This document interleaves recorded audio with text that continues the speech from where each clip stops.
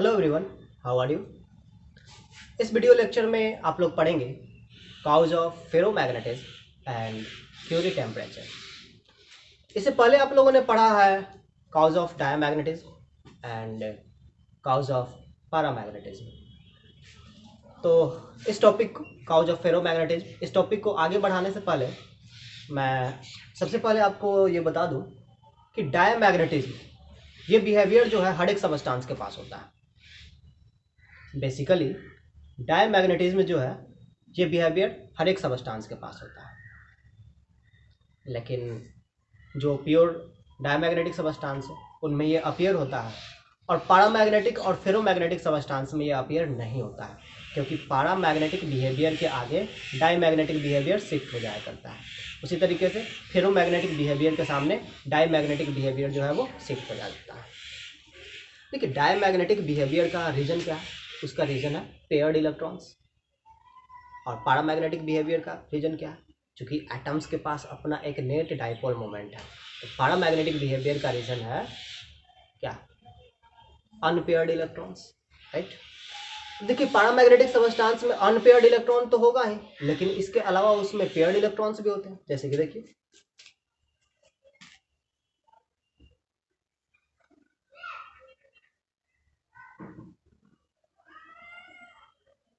चलिए, ये paired electrons है, ये पेयर्ड इलेक्ट्रॉन्स है, ये अनपेयर्ड रहा। तो ये सबस्टांस जो है वो पैरामैग्नेटिक है, राइट। अब ये जो पेयर्ड इलेक्ट्रॉन्स हैं इनके कारण ये सबस्टांस डायमैग्नेटिक बिहेवियर शो करेगा। ये जो पेयर्ड इलेक्ट्रॉन्स हैं इनके कारण भी सबस्टांस डायमैग्नेटिक बिहेवियर शो करेगा, लेकिन ये जो अनपेयर्ड इलेक्ट्रॉन है इसके कारण पैरामैग्नेटिक बिहेवियर शो करेगा। और पैरामैग्नेटिक बिहेवियर जो है वो डायमैग्नेटिक बिहेवियर के कंपेरिजन में स्ट्रॉन्गर है। इस कारण से डायमैग्नेटिक बिहेवियर जो है यहाँ पर पैरामैग्नेटिक बिहेवियर के सामने शिफ्ट हो जाया करता है। ओके, तो बेसिकली हम कहेंगे डायमैग्नेटिक बिहेवियर जो है हर एक सबस्टांस में होता है। डायमैग्नेटिक में भी होता है, पैरामैग्नेटिक में भी होता है और फेरोमैग्नेटिक में भी होता है। ओके, लेकिन ये दिखता है हमें सिर्फ डायमैग्नेटिक सबस्टांस में, पैरामैग्नेटिक सबस्टांस में और फेरोमैग्नेटिक सबस्टांस में ये दूसरे इफेक्ट्स के आगे शिफ्ट हो जाया करता है। ओके, अब हम लोग शुरू करते हैं काउज ऑफ फेरोमैग्नेटिज्म। देखिए, जस्ट लाइक पैरामैग्नेटिक सबस्टांसेस, मैंने पहले भी आपको बताया है कि फेरोमैग्नेटिक सबस्टांस जो है वो पैरामैग्नेटिक सबस्टांस के ही स्पेशल केस है। ओके, तो पैरामैग्नेटिक सबस्टांस के जैसे ही फेरोमैग्नेटिक सबस्टांस में भी इंडिविजुअल एटम्स का अपना एक नेट मैग्नेटिक मोमेंट होता है। जी हाँ, हर एक इंडिविजुअल एटम का अपना एक नेट मैग्नेटिक मोमेंट होता है। पैरामैग्नेटिक सबस्टांस में बल्क मैग्नेटाइजेशन 0 होता था। यहाँ भी यदि हम लोग बड़ा सा वॉल्यूम कंसीडर करें फेरोमैग्नेटिक सबस्टांस का तो बल्क मैग्नेटाइजेशन 0 होगा। लेकिन हम लोग बहुत छोटा छोटा वॉल्यूम्स कंसीडर करें, बहुत छोटे छोटे रीजन कंसीडर करें जिसका डायमेंशन हो 1 mm का, 1 मिलीमीटर साइज के जो हैं हम लोग छोटे छोटे रीजन्स कंसीडर करें जिनमें नंबर ऑफ एटम्स जो है 10 to the power 11 हो, अबाउट लगभग 10 to the power 11 एटम्स जो। तो ऐसे छोटे छोटे रीजन्स में नेट मैग्नेटाइजेशन नॉन जीरो होता है। ओके, तो एक फेरोमैग्नेटिक सबस्टांस में बल्क मैग्नेटाइजेशन तो जीरो है, लेकिन इस सबस्टांस में बहुत से ऐसे छोटे छोटे रीजन्स हैं जिनका अपना एक नेट मैग्नेटाइजेशन होता है। ओके, इन रीजन्स को हम लोग डोमेन या मैग्नेटिक डोमेन कहते हैं। और एक मैग्नेटिक डोमेन का जो टिपिकल साइज होता है वो है 1 mm, और इसमें जो है करीब करीब 10 to the power 11 एटम्स होते हैं। ओके, तो ऐसा है। ये एक फेरोमैग्नेटिक सैंपल है, इसमें बहुत से छोटे छोटे रीजन है।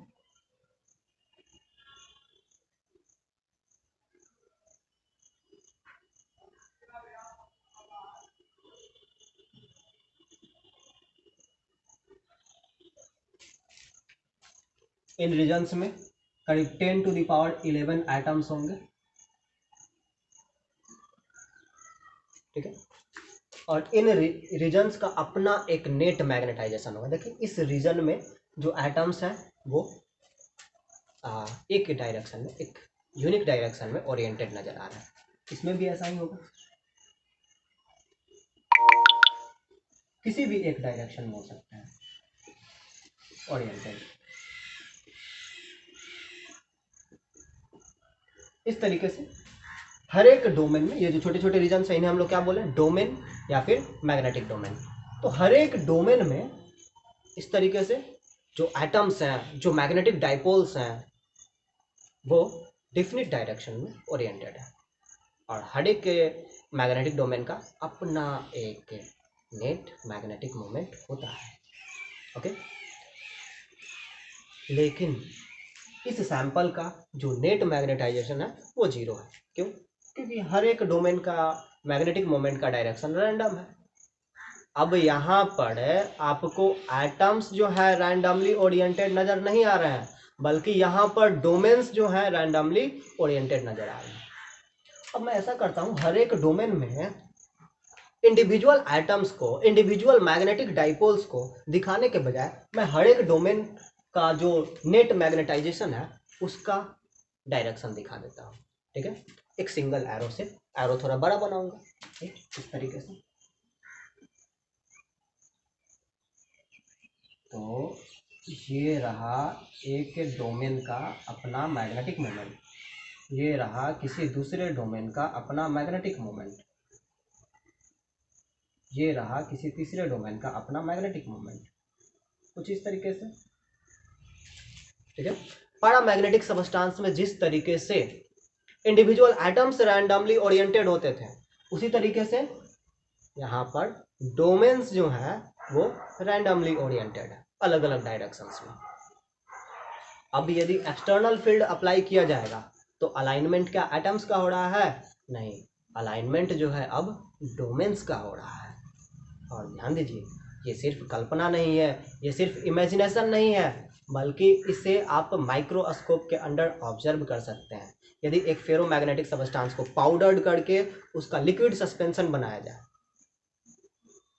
और उस सस्पेंशन को एक्सटर्नल फील्ड में रखा जाए, तो डोमेन्स का जो मोशन होगा वो आप लोग माइक्रोस्कोप के अंदर ऑब्जर्व कर सकते हैं।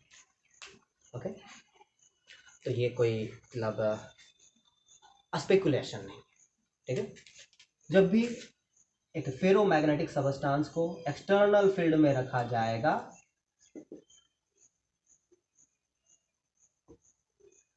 तब इसमें जो डोमेन्स हैं वो एक्सटर्नल फील्ड के डायरेक्शन में परफेक्टली अलाइन हो जाते हैं। ये मैग्नेटिक मोमेंट एक एटम का नहीं है, एक डोमेन का है, जिसमें कि करीब करीब 10 टू द पावर 11 एटम्स हैं। इसका साइज जो है वो, इसका साइज 1 mm का है। ओके, इस तरीके से जब एक्सटर्नल फील्ड अप्लाई किया गया तो ये डोमेन्स जो है वो परफेक्टली अलाइन हो जा रहे हैं और इन डोमेन्स का साइज इंक्रीज कर जा रहा है in the direction of external field. और यही है फेरोमैग्नेटिज्म का कॉज। देखिए, पैरामैग्नेटिक सबस्टेंस में हर एक इंडिविजुअल एटम को जो है ओरिएंट करना होता है, अलाइन करना होता है मैग्नेटिक फील्ड के डायरेक्शन में, लेकिन यहाँ पर डोमेन को अलाइन करना होता है, जो कि थोड़ा सिंपल है, जो कि आसान है। इस कारण से फेरोमैग्नेटिक सबस्टेंस जो है इसमें स्ट्रॉन्गर मैग्नेटिक बिहेवियर दिखता है। इसके लिए रिलेटिव परमिएबिलिटी ज़्यादा होता है, पहले भी मैं बता चुका हूँ 1000 और उससे भी ज़्यादा होता है। ओके, तो आप लोग समझ गए कॉज ऑफ फेरोमैग्नेटिज्म। ओके, अब हम लोग देखते हैं क्यूरी टेम्परेचर। एक सॉलिड सबस्टेंस को जब गर्म किया जाए, उसके टेम्परेचर को राइज किया जाए तो क्या होता है? इंटरमोलिकुलर अट्रैक्शन कमजोर पड़ने लगता है और वो सबस्टेंस मेल्ट कर जाता है।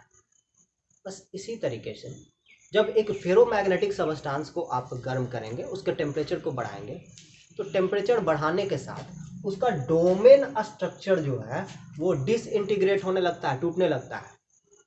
और अब उसमें डोमेन नहीं नजर आएंगे। ठीक है, टेम्परेचर बहुत ज़्यादा आप बढ़ा देंगे तो उसमें अब डोमेन नहीं नजर आएंगे, यानी ऐसे माइक्रोस्कोपिक वॉल्यूम्स नहीं नजर आएंगे जिसमें कि बहुत सारे एटम्स जो हैं एक डायरेक्शन में अलाइंड हो, ऐसे माइक्रोस्कोपिक वॉल्यूम्स नहीं नजर आएंगे जिनका अपना एक नेट मैग्नेटाइजेशन हो।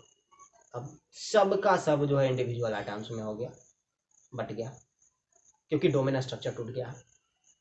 और अब एटम्स जो है वो रैंडमली ओरिएंटेड है। ठीक है, कभी भी एक फेरोमैग्नेटिक सबस्टांस के टेम्परेचर को राइज किया जाएगा तो उसका डोमेन स्ट्रक्चर जो है वो डिसइंटीग्रेट होने लगता है। वो टेम्परेचर, जिस टेम्परेचर पर एक फेरोमैग्नेटिक सबस्टांस का डोमेन स्ट्रक्चर कंप्लीटली वाइनिश हो जाता है, पूरी तरीके से लॉस्ट हो जाता है उसका डोमेन स्ट्रक्चर, उस टेम्परेचर को हम लोग क्यूरी टेम्परेचर कहते हैं। और क्लियर है कि जब उसका डोमेन स्ट्रक्चर कंप्लीटली लॉस्ट हो जाएगा तो वो फेरोमैग्नेटिक नहीं रह जाएगा, वो पैरामैग्नेटिज्म बन जाएगा, राइट। तो हम कह सकते हैं कि जो टेम्परेचर, वो टेम्परेचर जिस पर कि एक फेरोमैग्नेटिक सबस्टांस पैरामैग्नेटिक हो जाता है, पैरामैग्नेटिक बिहेवियर शो करने लगता है, उस टेम्परेचर को क्यूरी टेम्परेचर कहते हैं। ये जस्ट फेज चेंज के जैसा है। जिस तरीके से सॉलिड सबस्टांस लिक्विड फेज में आ जाया करता है, उसी तरीके से यहाँ पर एक फेज चेंज ही हो रहा है, ferromagnetic behaviour, ferromagnetic phase two paramagnetic phase. Okay, अब जब एक फेरोमैग्नेटिक सबस्टांस पैरामैग्नेटिक फेज में आ जाता है तब उसके मैग्नेटिक ससेप्टिबिलिटी का जो डिपेंडेंसी है टेम्परेचर पर, वो इस इक्वेशन के द्वारा दिया जाता है। इस इक्वेशन का प्रूफ आपको नहीं बताया जाएगा। Chi B is equal to C upon T minus T C. देखिए मैंने क्या बताया, टेम्परेचर राइज करेंगे तो उसका फेरोमैग्नेटिक सबस्टांस का डोमेन स्ट्रक्चर डिसइंटीग्रेट होने लगेगा। वो टेम्परेचर करने का मतलब minimum temperature, the minimum temperature at which a ferromagnetic substance behaves like a paramagnetic substance, the temperature is called Curie temperature, जिसे हम लोग टीसी से डिनोट करते हैं। ठीक है, तो पैरामैग्नेटिक फेज में होने का मतलब टेम्परेचर जो है वो क्यूरी टेम्परेचर से ज़्यादा है। यदि किसी फेरोमैग्नेटिक सैंपल का टेम्परेचर उस सैंपल के क्यूरी टेम्परेचर से ज़्यादा कर दिया जाए, तब वो सैंपल अब है तो फेरोमैग्नेटिक सबस्टांस, लेकिन अब वो बिहेव करेगा पैरामैग्नेटिक की तरह। तो अब वो आ चुका है पैरामैग्नेटिक फेज में। पैरामैग्नेटिक फेज में उसके मैग्नेटिक ससेप्टिबिलिटी के लिए ये इक्वेशन हम लोग यूज कर सकते हैं, chi B is equal to C upon T minus T C, जहाँ पर सी क्या है, सी है क्यूरिज कांस्टेंट, टी टेम्परेचर है, और टी सी क्या है, टी सी है Curie temperature. Okay, C Curie's constant, T temperature, और टी सी क्यूरी टेम्परेचर।